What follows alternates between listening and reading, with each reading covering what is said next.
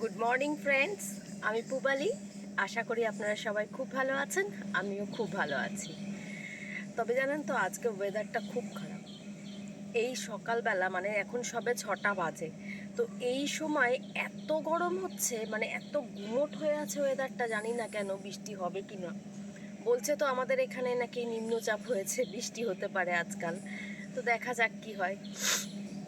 তো আপাতত প্রচণ্ড কষ্ট হচ্ছে সকালবেলায় ছাদে এসে। তো যাই হোক, আজকের প্রসঙ্গ তো বুঝতেই পারছেন। হ্যাঁ, থাই মিষ্টি কুল। সত্যি কথা বলতে কি, এই গাছটা আমার বাগানে খুব বেশি বয়স না, মানে আগের বছর শীতেই এনেছিলাম। তো তখন যখন এনেছিলাম নার্সারি থেকে, তো তখন 2-4টে ফল আর কি সেট হওয়া ছিল বলে আর ফেলিনি, বড়ই হয়ে গেছিল প্রায়। তো সেই ফলগুলো খেয়ে দেখেছি অসাধারণ, জানেন তো, অসাধারণ। মানে গাছটা সত্যি আমার একটা পছন্দের গাছের লিস্টে চলে এসছে। মানে জোর করেই আমার নার্সারির কাকা আর কি আমাকে দিয়েছিল গাছটা, আমি নেব বলে যাইও নি, কিন্তু দেখলাম যে সত্যি দুর্দান্ত। তো আমার কাছে যে ভ্যারাইটিটা আছে ওর নাম হচ্ছে মিস ইন্ডিয়া। তো যাই হোক, চলুন আজকে ওই গাছটা সম্পর্কেই আপনাদের সাথে বিস্তারিত আলোচনা করি। তো চলুন দেরি না করে সেই সম্পর্কে আলোচনা শুরু করা যাক। তো এই হচ্ছে আমার সেই থাই মিষ্টি কুল গাছটা। দেখুন গাছটার চেহারাটা আগে আপনাদের একটু শেয়ার করি। পাতাগুলো দেখুন, জাস্ট দেখতে পাচ্ছেন? কুল গাছের এই ধরনের বড় বড় পাতাই কিন্তু এটা প্রমাণ করে দেয় যে গাছটা কতটা ভালো আছে। কারণ এই গাছের প্রথমেই বলে দিই, একটা মেন সমস্যা হচ্ছে পোকামাকড়ের উপদ্রব। মানে এই সমস্যাটা কিন্তু এই গাছটার জন্য খুব বেশি পরিমাণে হয়। এই একটা বড় ফল্ট আছে এই কুল গাছের ক্ষেত্রে। ফল্ট বলতে দেখুন, কম বেশি সব গাছেই আমাদের প্রায় পোকামাকড়ের উপদ্রব সহ্য করতে হয়। কিছু গাছ আছে যেগুলোতে একদমই হয় না। তো যাই হোক, তো কুল গাছেও কিন্তু সেই সমস্যাটা খুব বেশি পরিমাণেই আছে। তো এবার আগে বলি যে যারা নার্সারি থেকে এখন এই মুহূর্তে গাছ আনতে চাইছেন, এই মুহূর্তে কিন্তু আমি বারবারই বলছি, আগের অনেক ভিডিওতেই বলেছি যে আদর্শ টাইম হচ্ছে রিপোর্টিংয়ের এই সময়টা। তো যদি আপনারা মনে করেন ঝটপট এইরকম একটা গাছ কালেক্ট করে নিয়ে এসে চটপট রিপোর্টটাও করে ফেলুন। তো রিপোর্ট কিভাবে করবেন আমি আগেও অনেকবার বলেছি, আবার একবার বলে দিই যে মাটিটা খুব সিম্পল করবেন। আর এই গাছটার একটা ব্যাপার হচ্ছে, এই গাছটা না একটু জল বেশি পছন্দ করে। মানে মাটিতে সবসময় একটা ময়েশ্চারের ব্যাপার থাকাটা খুব জরুরি এই কুল গাছের ক্ষেত্রে। মানে এ একটু বেশি জল পছন্দ করে আর কি। তো সেক্ষেত্রে মাটিটা যখন রেডি করছেন, তো মাটিতে নর্মাল গার্ডেন সয়েল দিন, একটু হালকা পরিমাণ বালি দিন, আর যেটা একটু বেশি পরিমাণে দেবেন সেটা হচ্ছে কোকোপিট। কোকোপিটের পরিমাণটা একটু বাড়িয়ে দেবেন।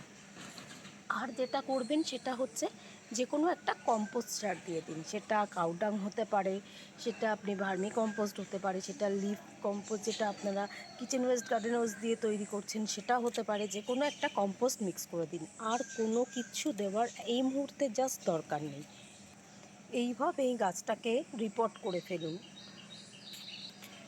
আর এরপর বলবো যে রিপোর্ট যখন করবেন, রিপোর্ট করা হয়ে গেলে, আমি তো আপনাদের কালকেই হিউমিক অ্যাসিড রিলেটেড ভিডিও দিয়েছি এবং তাতে ডিটেলসে সবটাই বলা আছে। তাই এক্ষেত্রেও রিপোর্ট হয়ে যাবার পর কিন্তু অবশ্যই একটু হিউমিক অ্যাসিড গোলা জলটা দিয়ে দেবেন, ব্যাস। আর এখন এই মোমেন্টে এই গাছের জন্য আর কোনো পরিচর্যার দরকার নেই যারা নতুন গাছ কিনে নিয়ে আসছে। এইটুকু পরিচর্যাই এখন আপাতত যথেষ্ট, কারণ বর্ষা প্রায় চলেই এসছে। এরপর যা খাবার দাবার যা কিছু করার সব কিছুই করবেন, কিন্তু একদম বর্ষা শেষ হয়ে যাবে, মানে শীতের শুরুর মুখে।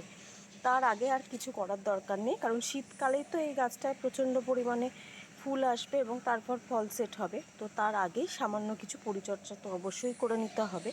তো এই মোমেন্টে এইটুকুই যথেষ্ট এই গাছটার ক্ষেত্রে। এবার বলি যাদের গাছ অলরেডি আছে বাগানে, তাদের ক্ষেত্রে, যেমন আমার গাছটা দেখুন, এই যে গাছটা, আমার গাছটা কিন্তু জাস্ট একটা ডাল দাঁড়িয়েছিল যখন আমি নিয়ে এসেছিলাম। এবং গাছটারও খুব করুণ অবস্থা ছিল। তো আমি এটা ভাবছিলাম যে কি জানি, বেশ কিছু মাস ধরে গাছটার কোনো গ্রোথই হচ্ছে না, তো এটা কি আদৌ বাঁচবে নাকি এরকমই থাকবে। তো যাই হোক, তারপর কিছুটা প্রুন করে এখন দেখুন এই অসময়ে কিছু ফুলও এসে গেছে, আবার ছোট ছোট কুলও ধরছে। যদিও এগুলো আমি রাখবো না, জাস্ট আপনাদের দেখাবার জন্য রেখেছি, পরে সবই ফেলে দেবো। তো এখন যেটা করবেন, যাদের গাছ আছে তারা কিন্তু সফট প্রুনিংটা করে নিতে পারেন। যত প্রুন করবেন তত গাছটা ঝোপালো হবে এবং ফল পাবেন তত বেশি, এবং গাছটা দেখতেও সুন্দর লাগবে, এটা তো একদমই ঠিক কথা। তো এরকম দেখুন, এই যে এইরকম জায়গা ধরে ধরে জাস্ট এই যে এইরকম জায়গাটায় এতটা প্রুন করে দিন, আর প্রুন করে সঙ্গে সঙ্গে ফাঙ্গিসাইডটা দিয়ে দেবেন। তো এইভাবে প্রুন করে দিন, যত প্রুন করবেন তত সাইড থেকে ব্রাঞ্চ বেরোতে থাকবে। এবার এই যে দেখুন, আমি সব এই জায়গাগুলোতে প্রুন করেছি, এই যে দেখুন আস্তে আস্তে সব ব্রাঞ্চ বেরোচ্ছে। আবার এগুলোকেও আমি প্রুন করে দেবো। যেহেতু সকালের দিকে আমি প্রুনিংটা করি না, একটু বেলা হলে মানে পরন্ত বিকেলেই করি, তো সেই জন্য এখন আর করছি না। তবে আমি আবার কিন্তু এইদিকে সব প্রুন করে দেবো। এবার যত প্রুন করব তত এই সময় কিন্তু ব্রাঞ্চ বেড়ে যাবে এবং গাছটাও খুব সুন্দর শেপ নিয়ে নেবে। মানে এই সময়টা হচ্ছে এই সব কাজ করার একটা আদর্শ সময় বলতে পারেন। এবার বলি আর একটা বিষয় খুব বেশি করে খেয়াল রাখবেন, সেটা হচ্ছে দেখুন, যেহেতু এখন বর্ষাকাল সেহেতু আগাছা তো পরিমাণ বেড়ে যাবেই এবং প্রচণ্ড পরিমাণে হয়ে যাবে। তো এর গোড়ার দিকটা সবসময় পরিষ্কার রাখার চেষ্টা করবেন, যেন একদম নিট অ্যান্ড ক্লিন থাকে। কারণ দেখুন, যেহেতু এটা একটু জল বেশি পছন্দ করে, তো আপনি যতটা জিনিস দিচ্ছেন, জলই দিন, খাবার দিন, যাতে পুরোটাই ওর একার জন্যই থাকে, সেই দিকে কিন্তু নজর রাখাটা জরুরি। কারণ একে তো যে বেশি জল পছন্দ করছে, এরপর যদি আগাছা হয়ে যায় তাহলে কি হবে, বারবার আপনাকে নোটিস করতে হবে কি জল শুকিয়ে গেল না, তো জল শুকিয়ে। এবার এই জিনিসটা যাতে না হয় তার জন্যই আপনাকে মনে করে বা খেয়াল করে আগাছাগুলো সবসময় পরিষ্কার করে দিতে হবে। এই তো গেল এর একটা কেয়ারের ব্যাপার। এবার আসি এর আর একটা কেয়ার। দেখুন, এই যে গাছটা আমি প্রথমেই বললাম যে এই গাছটায় কিন্তু পোকার উপদ্রবটা একটু বেশি হয়। মানে এই যে পাতাগুলো দেখছেন, এই যে পাতার তলাগুলো এই যে সাদা হয়ে আছে, তার মানে কি বলুন তো, পাতাগুলো একদম ঠিক আছে, কোনো রকম কোনো পোকার উপদ্রব নেই। কিন্তু এক্ষেত্রে দেখবেন যে একটু এদিক ওদিক হলেই এই পেছনগুলো একদম লাল হয়ে যায়। লাল হয়ে যাওয়ার মানেই হচ্ছে মাইটের আক্রমণ হচ্ছে। তো সেক্ষেত্রে এই পোকাগুলোর হাত থেকে বাঁচানোর জন্য আমাদের যেটা করতে হবে, 7 থেকে 10 দিনের ব্যবধানে একবার করে কিন্তু পেস্টিসাইড বা কীটনাশক কিন্তু ইউজ করতেই হবে। এবং বারবারই আমি বলি, আবার একবার রিপিট করে দিই, যে কীটনাশক যখনই ইউজ করবেন তখন সেক্ষেত্রে স্টিকারটা ইউজ করে করবেন, তাহলে বর্ষাকালেও কিন্তু খুব একটা অসুবিধা হবে না। মোটামুটি তো বুঝতেই পারবেন যে একটানা বৃষ্টি হতে হতে দেখবেন যে কিছুটা সময় বৃষ্টি হয় না, বন্ধ থাকে, এটা একটা মোটামুটি আন্দাজ করাই যায়। তো সেই সময়টাই চেষ্টা করবেন যে কীটনাশকটা ইউজ করে নিতে। হ্যাঁ, সেই ক্ষেত্রে ভর দুপুরবেলা অবশ্যই করবেন না।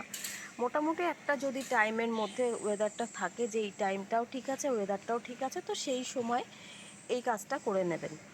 কারণ পোকার উপদ্রব এই গাছে খুব বেশি হয়।